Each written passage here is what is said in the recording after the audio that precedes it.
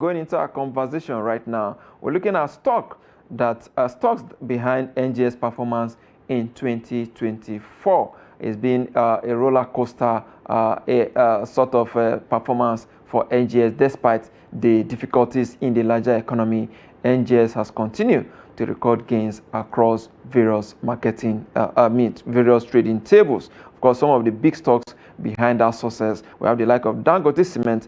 Dangote Cement recording a year-to-date gain of 49.7%, and of course the share price there 478 naira and 80 kobo per share there. That's as at November 2024. Airtel Africa year-to-date of 14%, share price 2,156 naira and 90 kobo per share. The impressive performance, you say, for Airtel Africa, playing in the communications sector of the market. Seplat Energy, Seplat playing the oil and gas segment of the market, 128% it gained so far in terms of year-to-date performance. The share price 5,300 naira per share there for Airtel Africa there. Seplat Energy, one of the big player in the oil and gas sector of the market. Zenith Bank Nigeria PLC, a very strong tier 1 bank there on the trading on NGS. Of course, recently they opened a branch in France, talking about expanding to Europe.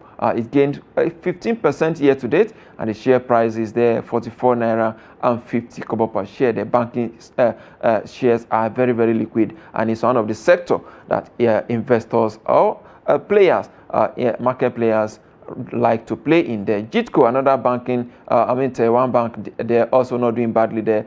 30.7% year-to-date gain it recorded, and of course the share price 52 naira and 95 kobo per share there as well. Very interesting performance to say for these equities. We also had some new listings in the market.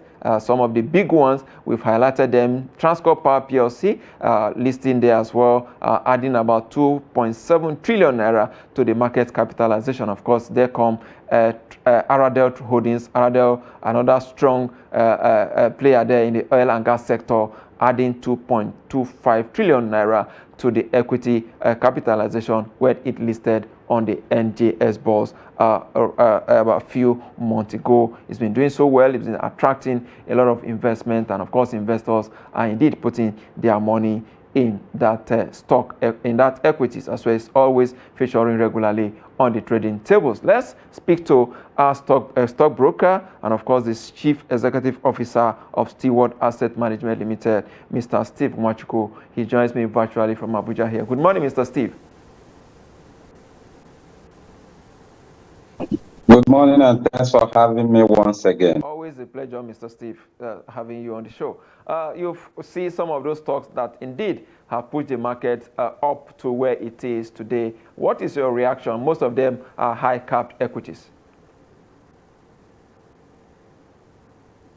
Yes, I watch your numbers. You deliberately pushed or took up most of the high cap stocks, which perhaps have lesser in percentage in contribution, but because they high cap, even if they are getting 5%, definitely it will reflect positive in the market. So that's expected that we should have institutional based stocks that can drive the indices.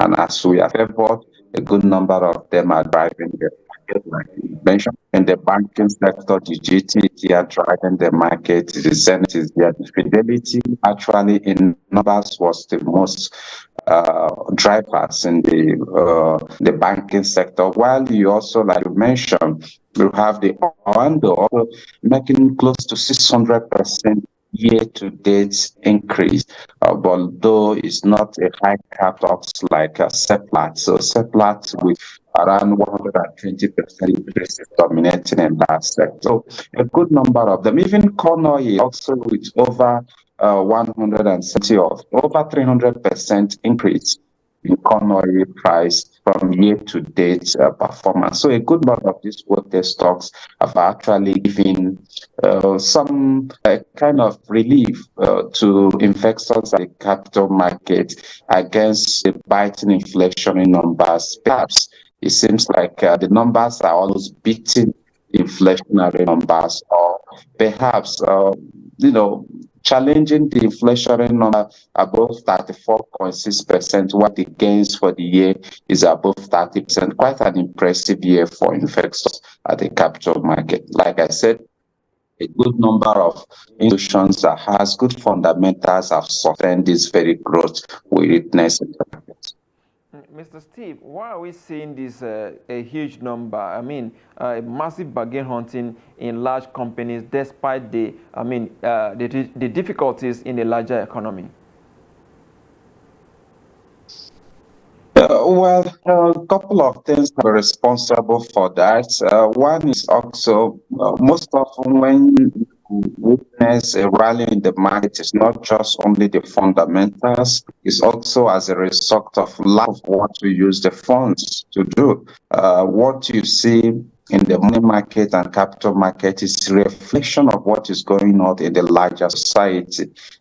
In the last couple of months, we have seen some unfriendly policies of government, unfriendly decision from the monetary policies, from the MPR to forest scarcity and the forest rates, and which have actually affected so many companies, and some of them can't even do business anymore. So the only safe haven is the money market or the capital market. So that's why you have seen an increase of liquidity or flow of cash to the market, which are actually driving these stocks. So a good number of companies have reduced or downsized or reduced their exposure in the economy or in their businesses, and they end up in the capital market. It has always been the case. Just like we witnessed during the COVID-19, we saw the market did more than a 50% increase in 2020 against the shutdown, against low economic activities, where the market, the stock market were booming. So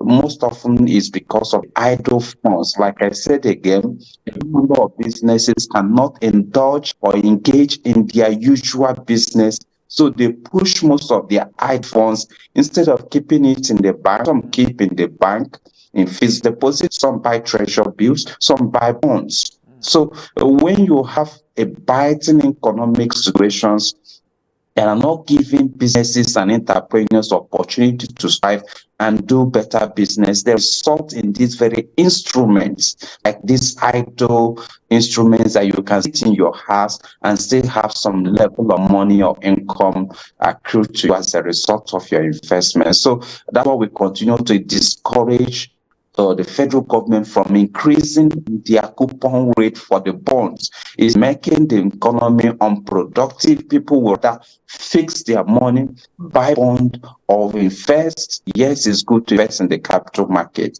but buying treasury bills and not rather using those money to develop sectors they are working in is one of the bad policies of government. So the coupon rate should be done. That's why we are against the very hike in the interest rate. You are making a lot of business redundant and giving them opportunity to put their money in the money market. Though it's good, we need money, we need all sectors, but we don't need to put policies that cause other sectors, businesses and entrepreneurs not to have the ability to play in their sectors. Rather, they will end up, because this is only available opportunity to fix money in the banks or to buy shares at the floor of Nigerian Stock Exchange. Mr. Steve, what is the implication of that when investors decided to play safe, so to say, putting their money in the capital market and, of course, the money market, like you rightly mentioned? What is the implication of that on the larger economy? Because the economy, as it is somehow stifled. Yes, of course, it will stifle growth. That's what will be the implication. You only see some sectors growing, just like we are seeing the financial sector or the service sector growing. In the last GDP report from the Nigerian Bureau of Statistics, you saw that it dominated GDP by over 50%. In fact, the entire service sector was contributing over 53% of our national GDP, and about 5.3% growth, 5.6% growth in the service sector. That's simply what it means. It means that people will prefer to stay in their homes, in their houses, dollars and fix or buy treasure bills or fix their money in the banks and make a living than endangering into the harsh economic environment. So it will siphon that growth. We need an all-inclusive growth. The numbers are not very good enough to encourage investors or to encourage entrepreneurs to therefore into their adventure. So, we need an inclusive growth. So the implication is that yes, it will affect other sectors while the service sector, financial sector will continue to boom. It's not the kind of growth we need. We need an organic growth, growth that will employ more Nigerians, growth that will engage more Nigerians, growth that will provide more jobs for Nigerians. So it's that kind of growth we need there. Yes, those players in the capital and the money markets at the receiving end. In fact, they are giving good profits, like you see in the financial statements of most of the commercial banks. They're making a lot of money, but and other sectors like the agri sector actually contracted from somewhere around 1.3% growth, 1.14%. So we need to see the industrial, we need to see the agri sector dominating in those GDP numbers. So that is the implication, the larger economy.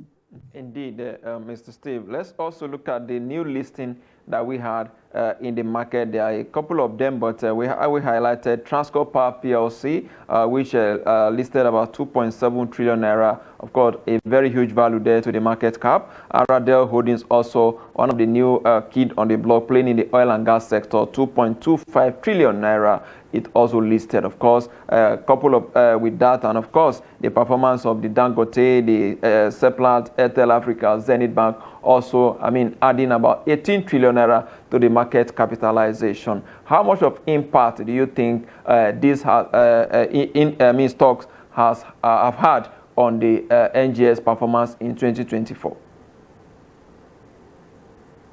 Yeah, on the new listing, the numbers are there to speak for it. Just like you said, if you sum most of the new listing is close to about 6 trillion that we saw in the market. So these are just a fresh new values that enter the market. Though we also had some delisting, a couple of institutions, a couple of companies were also delisting. In fact, yesterday, the shares of Flour Mill was placed on technical suspension to allow them to conduct the process of being delisted. So we had entries, we also had a couple of exits. So but overall, the market saw a bigger numbers that contributed to the market capitalization and push it above the 18 trillion talking about. So it's a good thing for the market. We had some losses, we had some exits, and we had also some entries. And we need such entries. Like we keep saying, a good number, the size of our economy or the capital market is not actually reflecting the size of the economy we operate.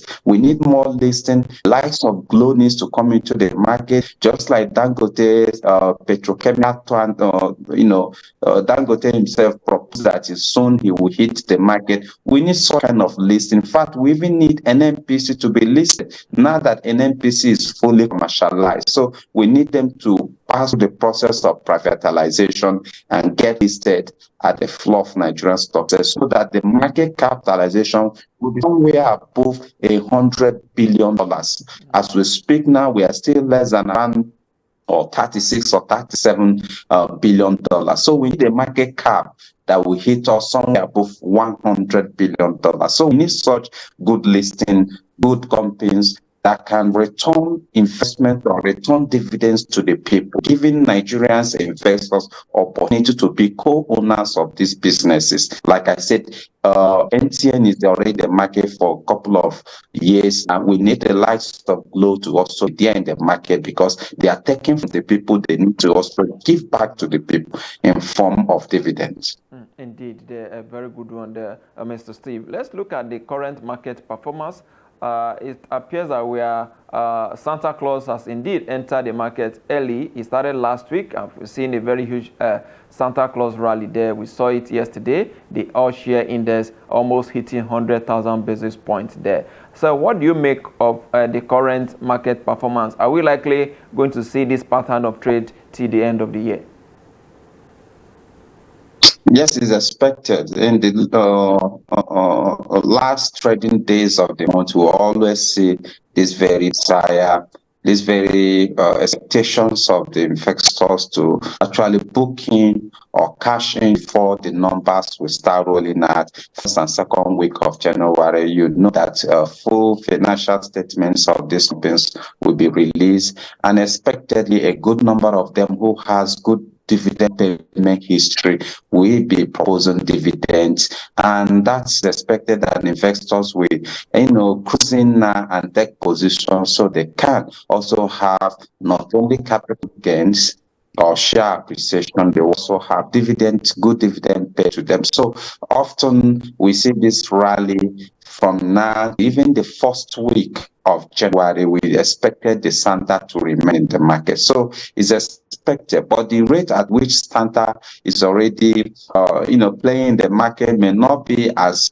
much as expected, in the sense the market have already seen a good growth over 30% increase in all the both market capitalization and offshore index year to date. So maybe that's why we are not seeing that very strong bullish drive in the market, because the market have witnessed consecutively in 2021, 2022, and 2023 a very aggressive drive, and perhaps it's also a sign or a signal for some investors to be conscious of most of this price, so that you don't buy above the intrinsic value or intrinsic price of a quoted stock. So yes, the Santa is the market, but the rate at which Santa is, pouring its favors in the market may not rate or the percentage that they expected, given the successive years. Thank you. All right. Mr. Steve, moving away from the capital market now, let's look at the inflation numbers for the year 2024. If you look at how we started January, 29.90%, how the January inflation number was, in February, it moved to 31.70%, in March, 33.20%, in April, 33.7%, and of course, in May, 33.9%. It continued on the upward trajectory to 34.19% in the month of June. And of course, in July, we saw some deceleration there when it came down to 33.40%. It went further to 32.15%. And of course, in August, it went to 32.15%. In September, 32.70%. In October, it went back to 33.909%. And of course, in November, the new numbers released by NBS on Monday, it currently stands at 34.60%. Given the CBN intervention so far with regards to MPR, which they have been increasing to tame inflation, do you think that effort has worked? You can see it with the numbers. Sometimes we do often say that the worst thing you will do is to argue with the numbers. The data, statistics is there. The figures are reflective of the realities Nigerians are passing through. It shows also that the effort made so far by the monetary policy managers and even the fiscal managers are not actually affecting the rate at which these numbers are heading north.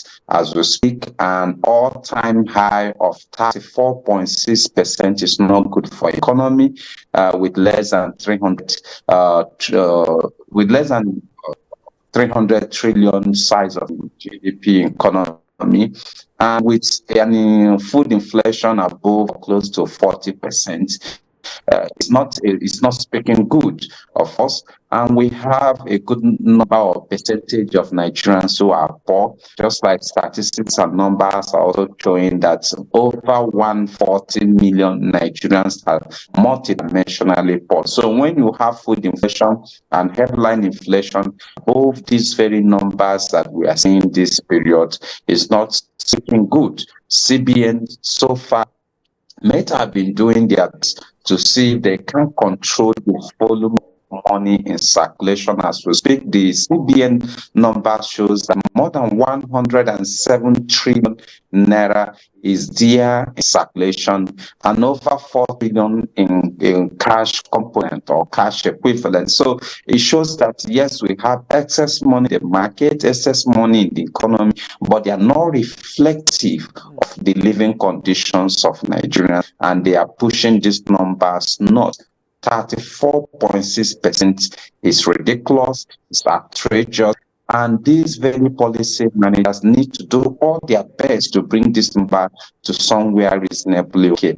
A percentage of this nature, it will continue to fuel hardship, it will continue to displace businesses, it will continue to cause more challenges and inflation, and high cost of living will continue to go up if we don't address the situation. So far, CBN measures are not doing. Some of us may also say, so raising the MPR is also exacerbating the current the current economic conditions we have seen ourselves. Lower these very numbers and see how much it can do. But like I said, the messiah should not come from the policies, from the monetary policy side, which is the CBN. We need to see the physical, doing the right thing. Because most often what we have failed to realize that these very factors or these very issues are coming from the demand push factors and supply push factors. For instance, to transport finished product or to transport perishable product from one corner of the country to another, it costs more than 33 to 35% of the production cost of those such goods. So high cost of transportation, which is led by energy costs, is driving this inflation.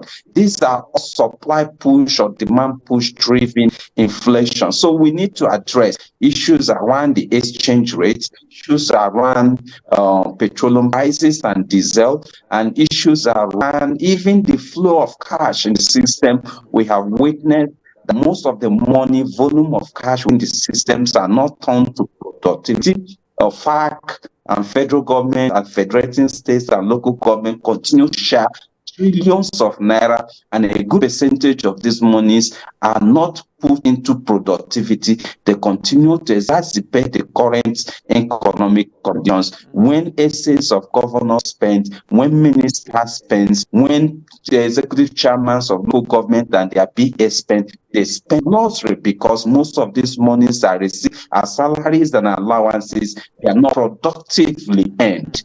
Thank you. Indeed, productivity is lacking in the economy, and it's part of the reason why we're having this issue there, according to Mr. Steve there. Let's look at the food inflation. We saw to 39.93%. That is a huge number when you compare to the same November 2023 when it was 32.84%. Many have blamed the high price of staple food like rice, cocoyam, guinea corn, maize as part of the reason why we are having the problem. And there's also a projection that we could have food shortage next year due to the flood that we experienced this year. Do you think this measure is out of the control of the monetary authority?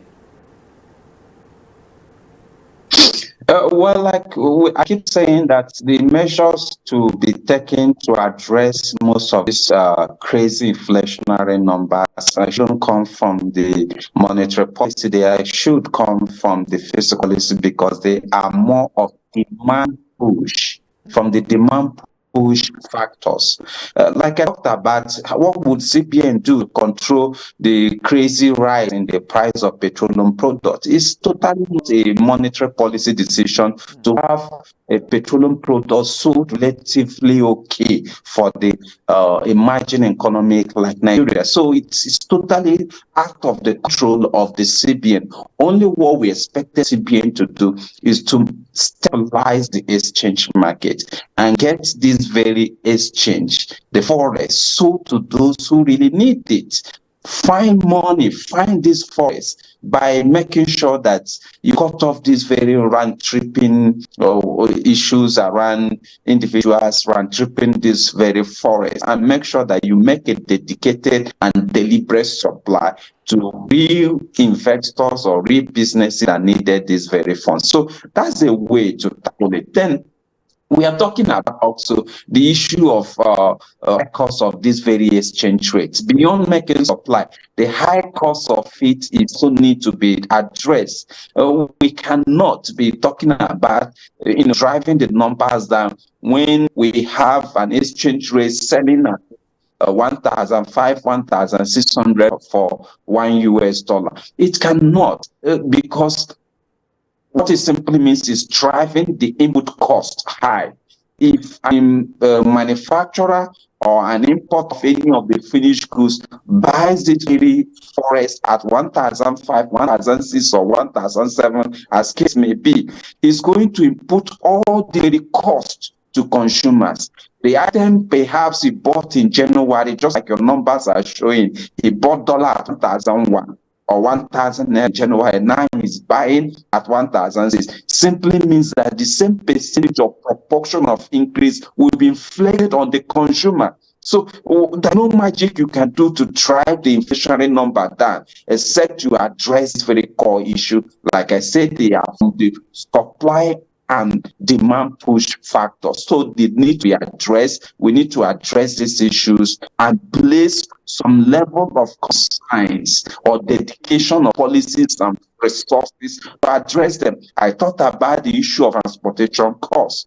How can you dedicate some of these various resources to make sure that these agri-products are moved from one point to another in a cheaper or convenient or in a cheaper logistics than allowing the market force or the market forces to determine these very prices, like the price of petroleum or diesels they buy? Can you make a dedicated channel where they can buy diesel at so price once you are converting these very certain classified products, so that the prices will be lower? Over 35% is are attributed to the cost of moving this item from one point to another. Can federal government have a dedicated channel, a dedicated fleet stations that these very trucks can buy their own products? Thank you.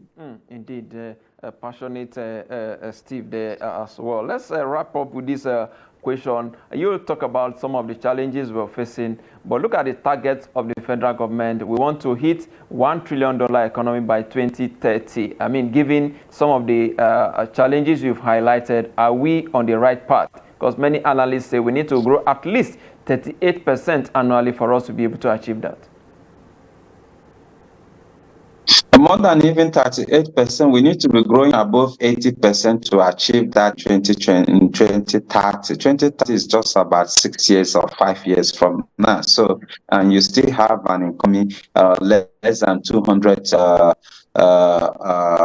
billion size or GP, and you're looking at about $1 trillion in 5 years to come. So you need to grow more than 80%. So presently we are growing, the last GDP data, we are growing about 3.46%, and that is nothing to write home about. So it's a wish also to have the numbers. Yes, most often these numbers look good, these numbers look decent, these numbers are promising, but they lose the touch of the people. The numbers, the people, the two of them are not moving together. The people are not happy, the numbers are not reflective, the numbers are not touching the rest of the people, but the numbers seems like, yes, it's promising.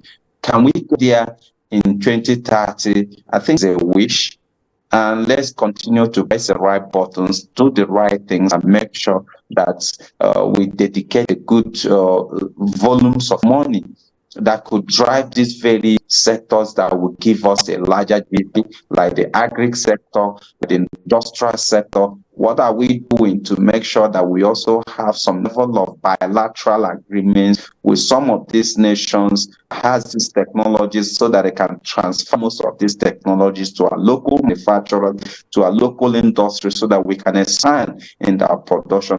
What are we all doing to also expand the agri sector so that we can export? This is how we can achieve this very 1 trillion GDP economy, not by saying it, not by projecting it, but by putting actions that is backed with resources, that is backed with policies. That is only where we can achieve it. But as it stands now, it's still a dream. Indeed, the $1 trillion economy is still a dream. We hope that government will put necessary measures in place for us to be able to achieve that as well. Steve Nwachukwu, stockbroker, CEO, Steward Asset Management Limited, I must thank you for your time on Business Daily. Your contributions are always very powerful. My pleasure. Thank you. Thank you so much. With that is a wrap on the show today. We'll be back again tomorrow. I am Yusuf Akobo.